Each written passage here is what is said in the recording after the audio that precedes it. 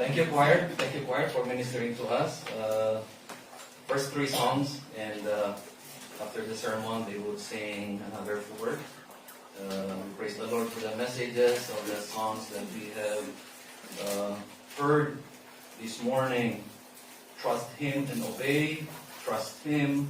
Some trust in chariots. Our message, our study this morning is entitled Hope in God's Undiminishing Faithfulness. Umasa ka sa hindi nababawasang katapatan ng Diyos. Or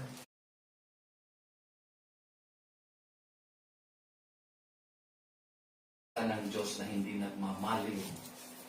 Something like that. Lamentations chapter 3.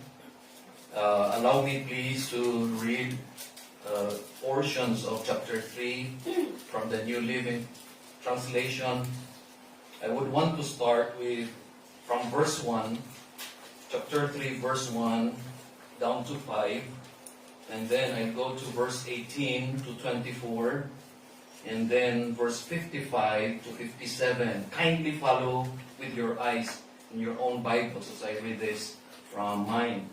Lamentations 3, verses 1 to 5 from the New Living Translation. I am the one who has seen the afflictions that come from the wrath of the Lord's anger. He has led me into darkness, shutting out all light. He has turned his hand against me again and again all day long. He has made my skin and flesh grow old. He has broken my bones. Verse 5. He has besieged and surrounded me with anguish and distress. Verse 18.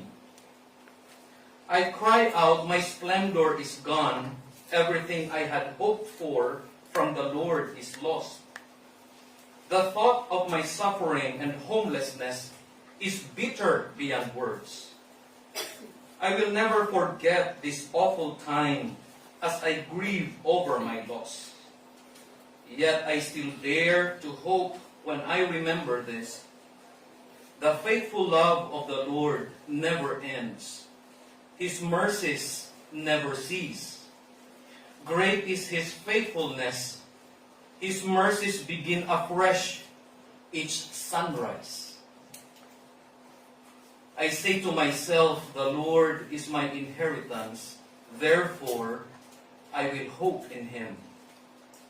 Verse 55. But I called on your name, Lord, from deep within the pit. You heard me when I cried. Listen to my pleading. Hear my cry for help. Verse 57. Yes, you came when I called. You told me, do not fear. This is God's word. We pray that we would be able to hear His voice as we consider this together. Let's pray.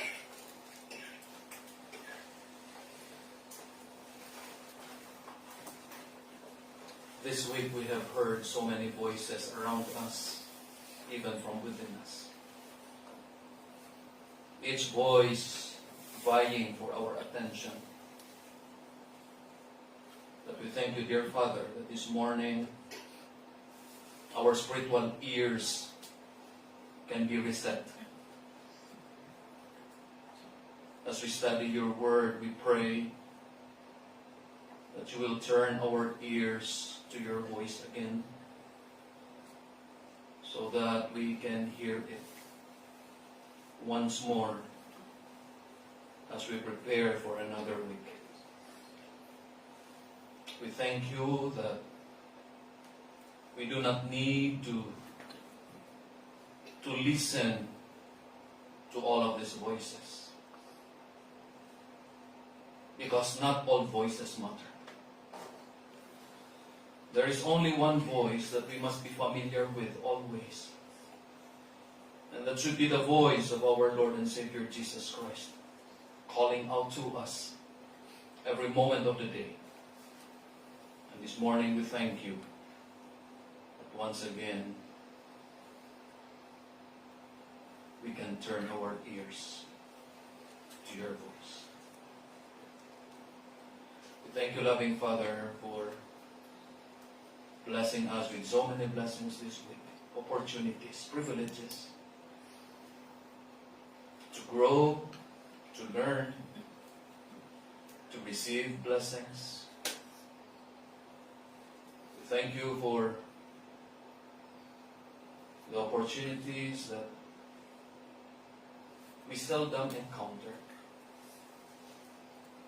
But this week you have been so gracious, and you have allowed us to experience and to enjoy all of this. We've been through difficulties, we've been through trials, heartaches.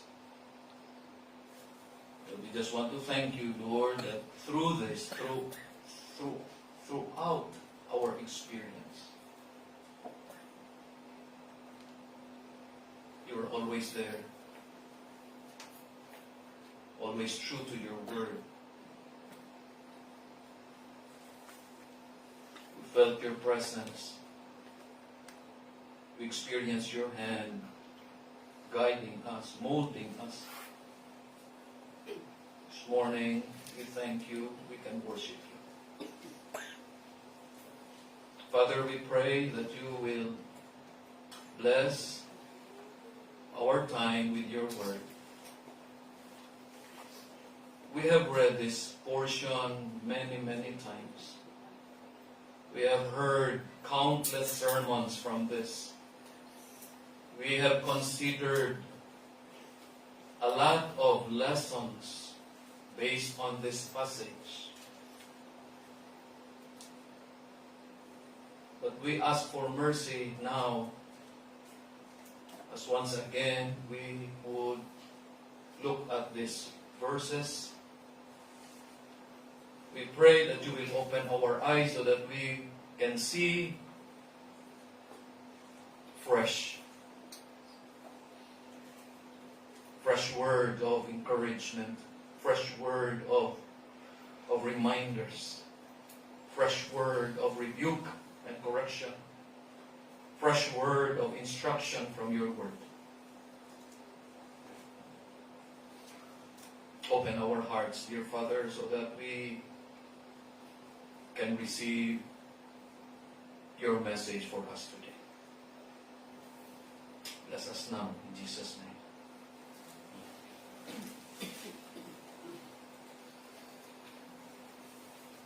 If you happen to go to Geneva,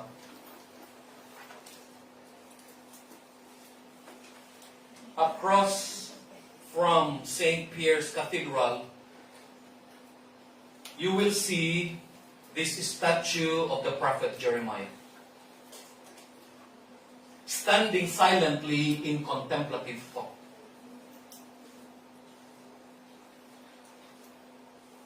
We do not know what was going through his mind as the sculptor created this. But probably his face, you may look at his face and probably you would see a face full of questions. The Hebrew name for the book Lamentations is Eka. It means how. It is a question because the prophet Jeremiah was trying to understand what was going on in the lives of the people of God in Judah. Why did God allow his people to suffer captivity in the hands of the Babylonians? For 40 years, the prophet preached words of warnings to God's people.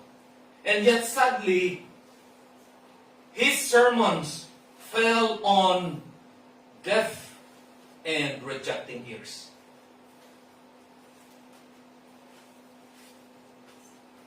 I can just imagine a pastor preaching for 52 times a year, in a year, and all his sermons were rejected.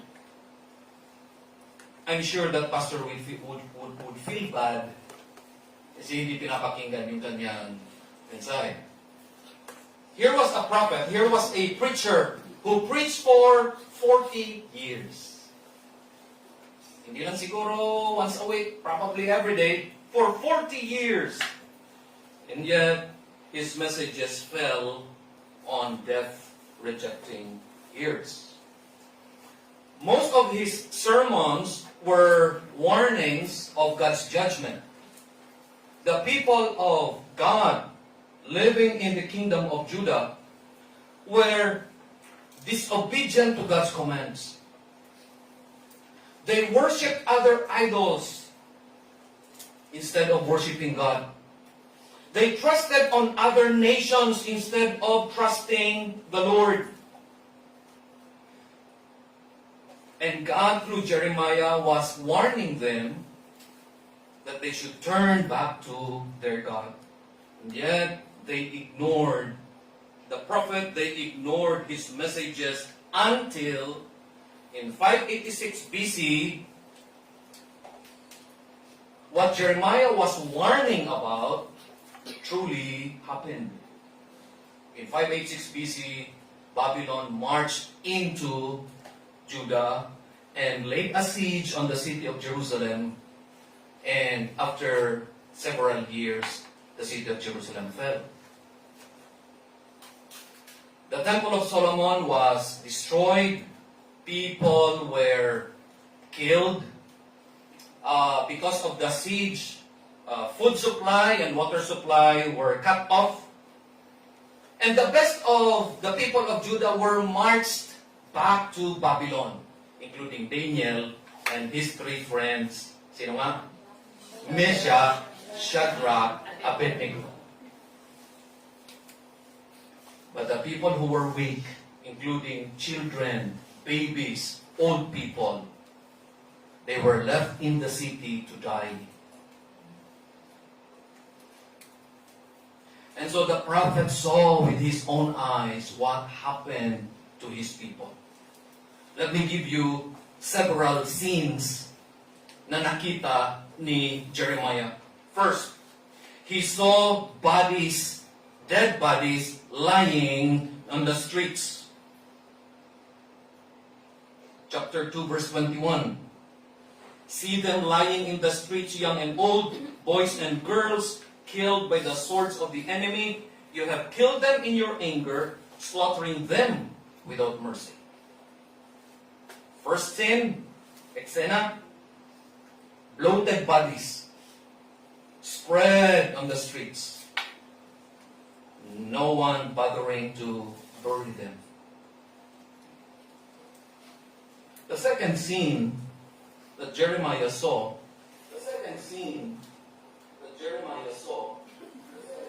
Jeremiah saw were babies crying for food. They were crying to their mothers, asking for food. Chapter 2, verses 11 and 12. The Word of God says, I have cried until the tears no longer come. My heart is broken. My spirit is poured out in agony as I see the desperate plight of my people. Little children and tiny babies are fainting and dying in the streets. They cry out to their mothers, we need food and drink. Their lives ebb away in the streets like the life of a warrior wounded in battle. They gasp for life as they collapse in their mother's arms. Imagine this.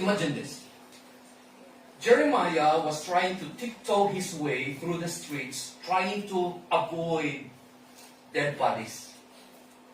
And yet on the sides of the streets, he saw babies crying out for their mothers, asking for milk and food because they were hungry. This is the third scene. Jeremiah also saw starving mothers. Mothers cooking their babies in order to eat. Chapter 4, verse 10. I hope you are following this. Chapter 4, verse 10. Tender-hearted women have cooked their own children. They have eaten them to survive the siege. Let that come inside your minds and hearts and try to imagine what was happening.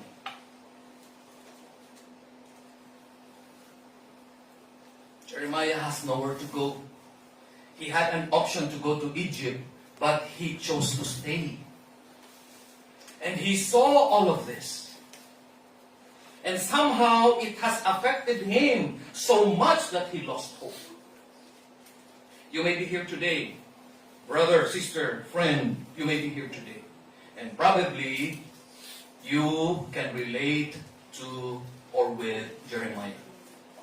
Probably you are here, and probably you are sitting there and you are thinking, I may have similar experiences like Jeremiah. But here we see, dearly beloved, Jeremiah expressing his lamentations. That the meaning of lamentations is his cryings. He was expressing his cryings. He was expressing his brokenheartedness as a result of Judah's captivity. As you look at his face, you may wonder, ano kaya ang tumatakbo sa isip niya? He was trying to think about this. How could this happen? If only God's people have listened. Hindi sana ito nangyari.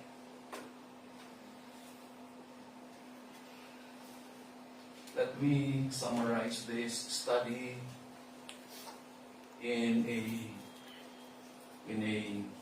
not so short sentence. But if you want to revive your hope, if you want to revive your hope in times of fear and worry, you need to remember God's undiminishing faithfulness and His unending faithful love. Those are two things that you should always call to your mind. God's undiminishing faithfulness and His unending faithful love. Are you going through times of fear and worry this morning?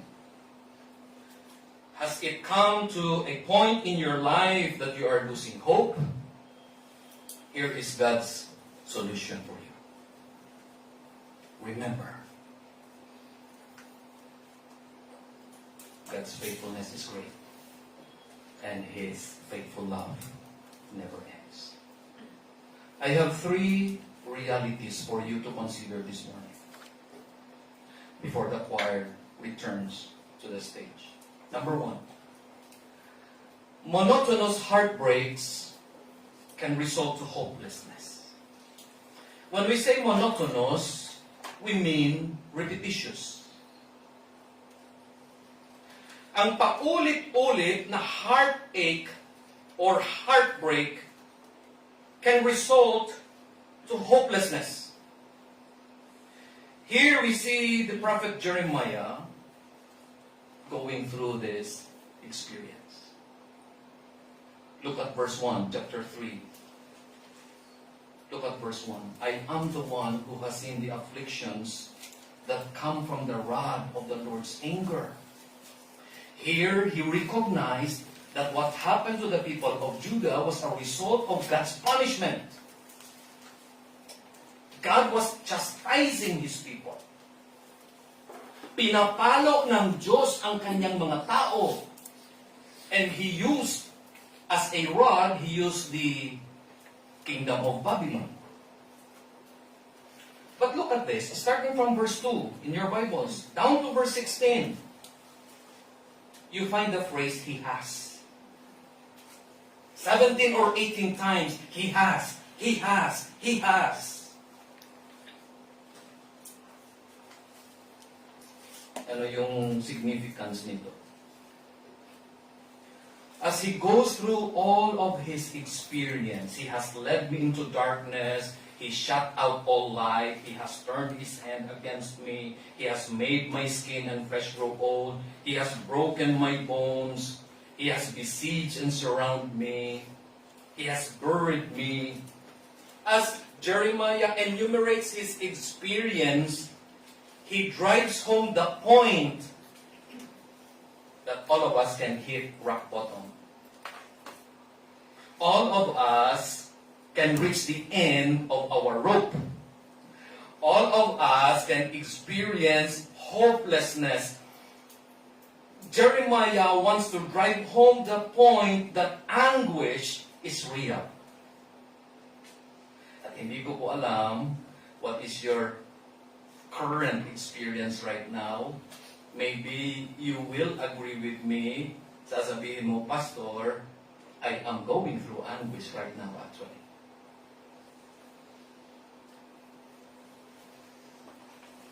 Now, why does it matter?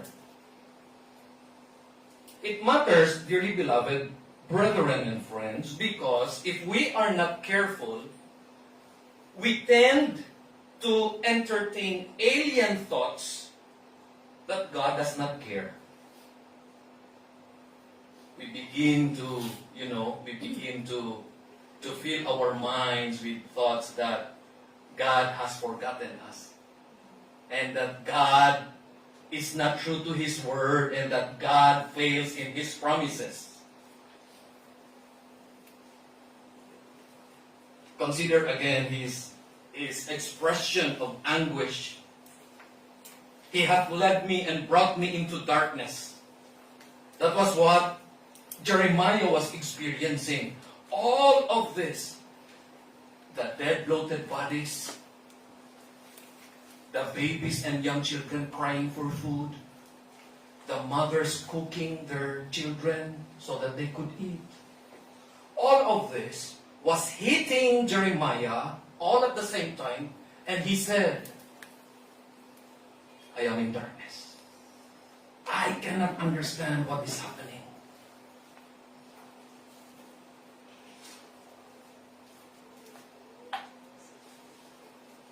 Tingnan niyo ang verse 3.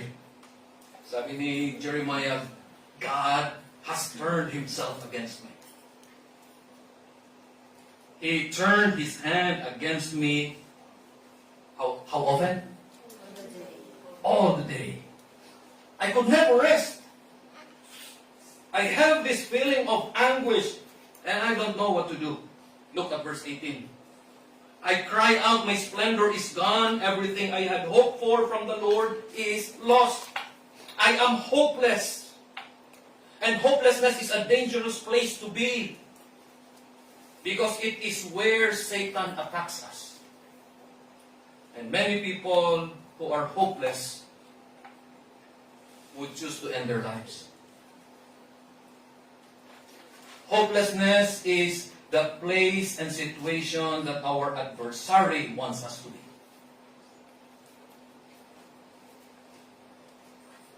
Verse 19, the thought of my suffering and homelessness is bitter beyond words. Nakita ninyo? He is bitter. And then verse 20, I will never forget this awful time as I grieve over my loss. All of this, Jeremiah experienced. All of this.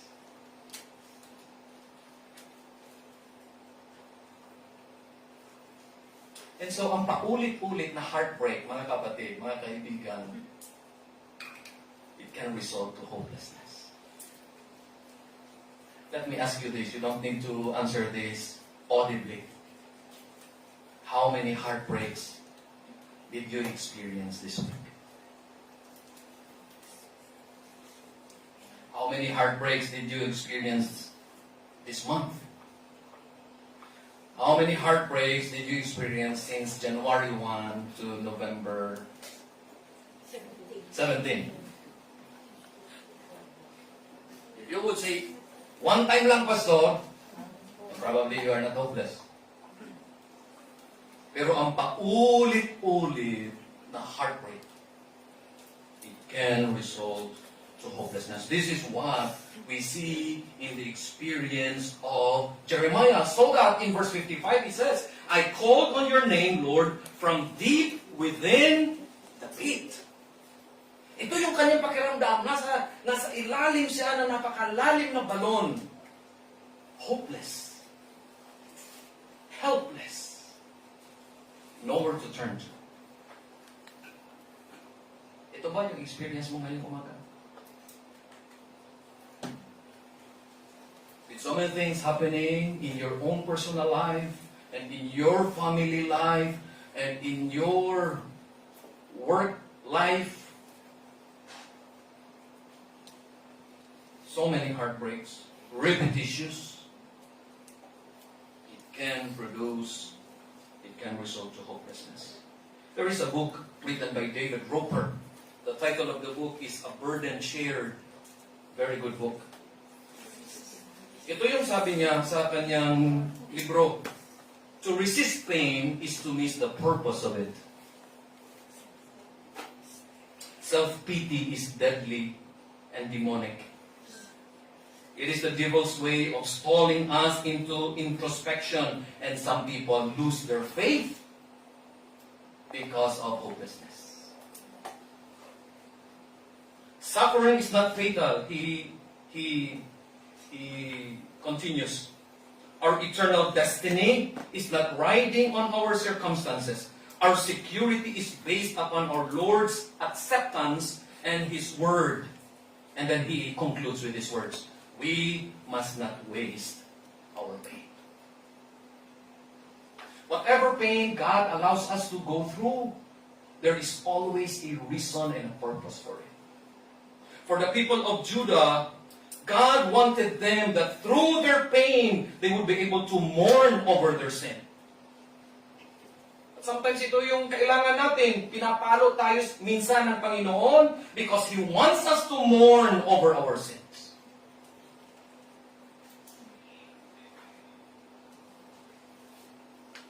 Another purpose why we experience pain, because God wants us to find a deeper meaning in life through our suffering. Just like Job. There is always a deeper meaning in life. But you see, unless we go through pain and trials and struggles and times of trouble, our eyes would remain blind. Hindi natin ito makikita.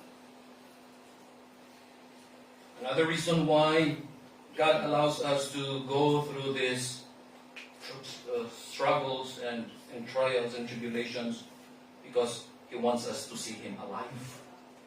He wants us to see Him alive. He is alive in caring for our needs. He is alive in purifying our character. Have you noticed our call to worship a while ago? Psalm 119 verse 75. Last week, sabi ng verse 67, before I was afflicted, I went astray.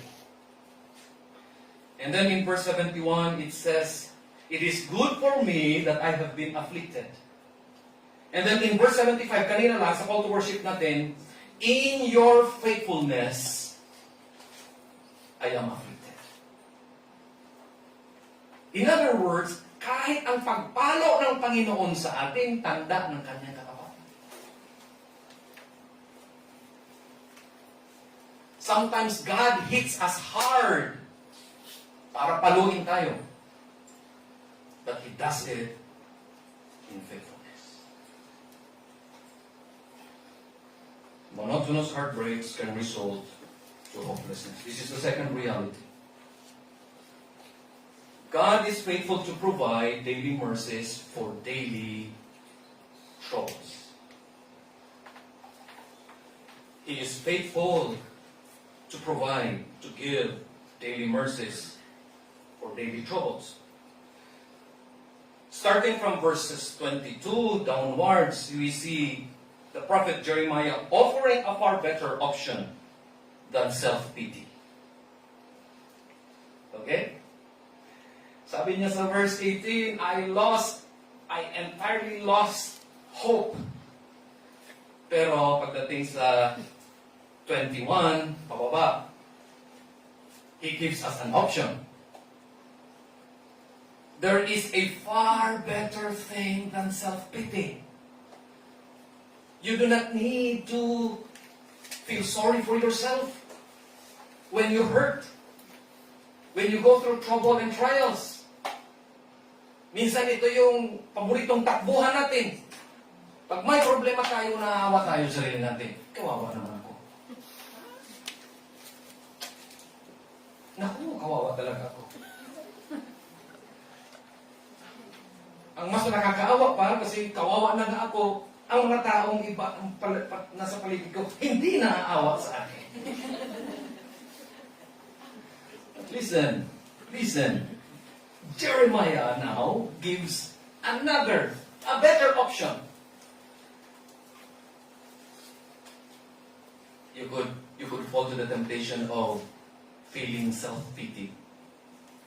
Pero there is a far better option, and it is this. You have to hope. You should dare to hope. That is the option.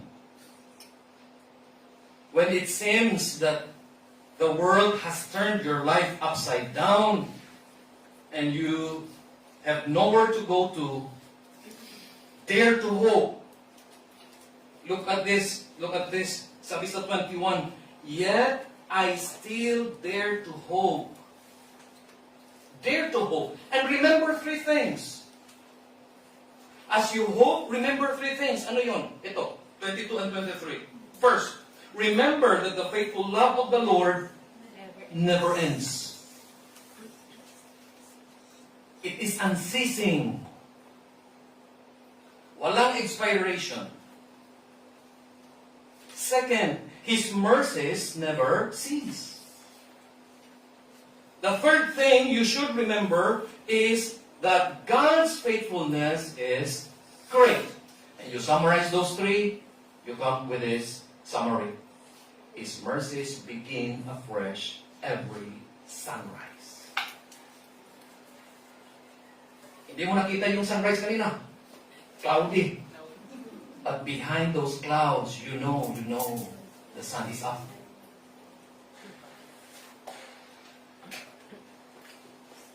Kailan dumating yung trouble mo ngayong umaga? Sige nga. 30 minutes after you woke up? An hour after you woke up?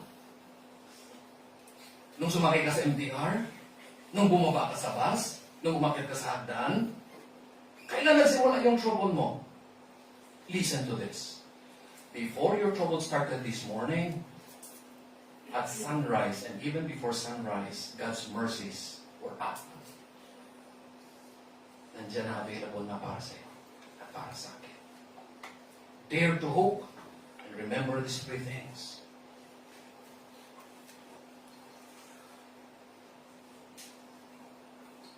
Alam ninyo kung saan ang struggle natin? Alam ninyo kung saan ang struggle natin? Ito.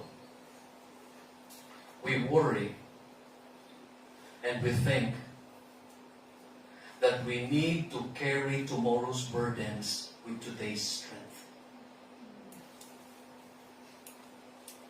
We worry and we think that we need to confront tomorrow's challenges with today's resources.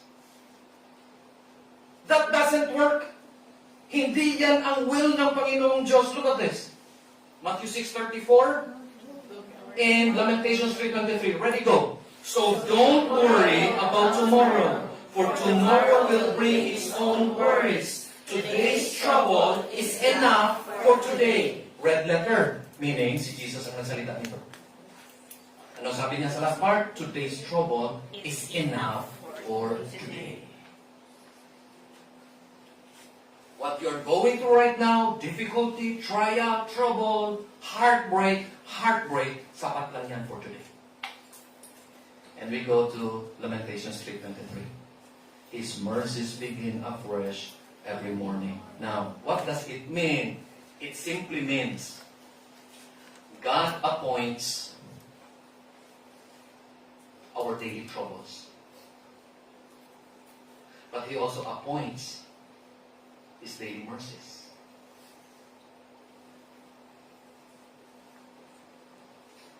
He allows, He permits troubles to come our way every day.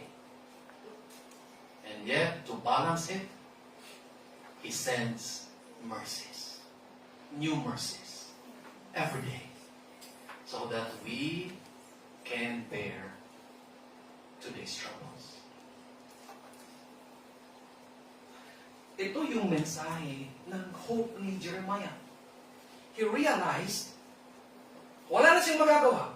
These bloated bodies on the streets, the babies crying for food, the mothers boiling their babies so that they could eat. Wala na magagawa si Jeremiah. This is reality. But here is his hope. The burdens he is carrying day after day after day. Mas sobra pa yung grace ng Diyos at ng mercy ng Diyos at ang blessings ng Diyos at ang resources ng Diyos to help him carry those every day.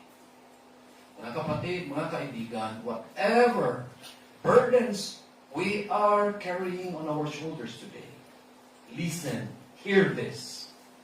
God gives us His mercy and strength and grace to sustain us. Kaya natin. It is new, it is fresh every sunrise.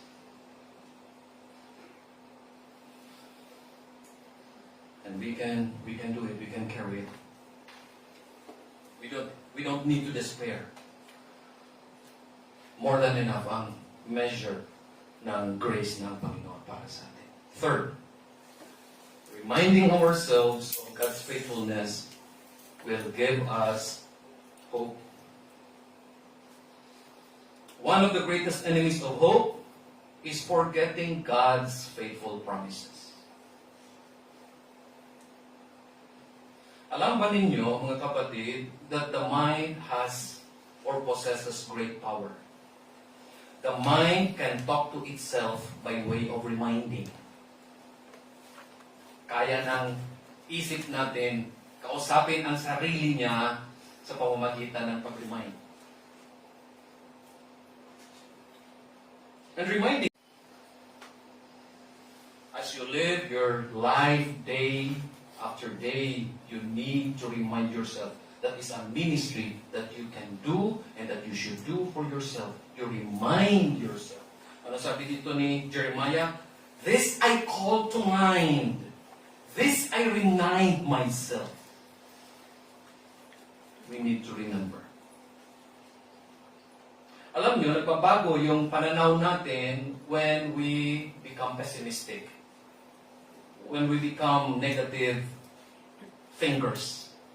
Sabi ng isang verse sa Psalm 73, 21-22, then I realized that my heart was bitter. And I was all torn up inside. I was so foolish and ignorant.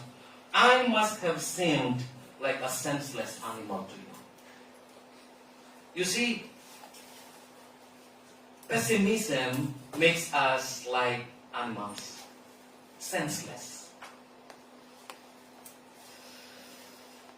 Ito yung sabi ni Jeremiah, I still dare to hope when I remember this. The Lord is my portion, saith my soul. Therefore will I hope in Him. What should you remind yourself about?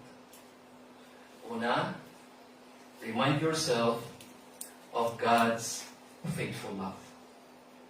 That no matter what happens, His love for you would remain unconditional.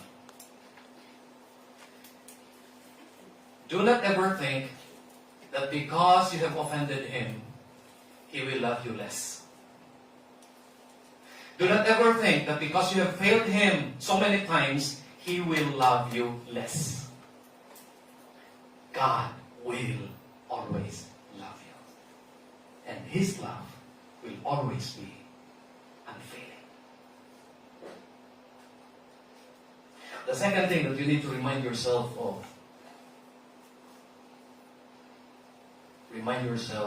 God's great faithfulness.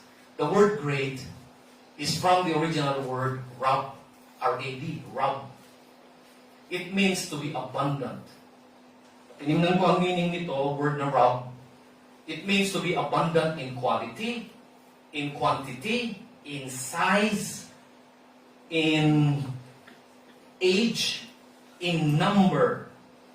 So that, kung ganito kalaki, kung gabundok kalaki ang iyong problema sa buhay ngayong araw, ngayong oras, you superimpose it against the faithfulness of God, gabuhangin lang yung problema mo compared to His faithfulness. Sometimes natatakot tayo, nararatel tayo, sometimes nagpapanik tayo because we thought yung problema natin napakalaki, hindi natin kaya. Of course, hindi natin kaya. But superimpose it against the faithfulness of God. Rab, great, abundant.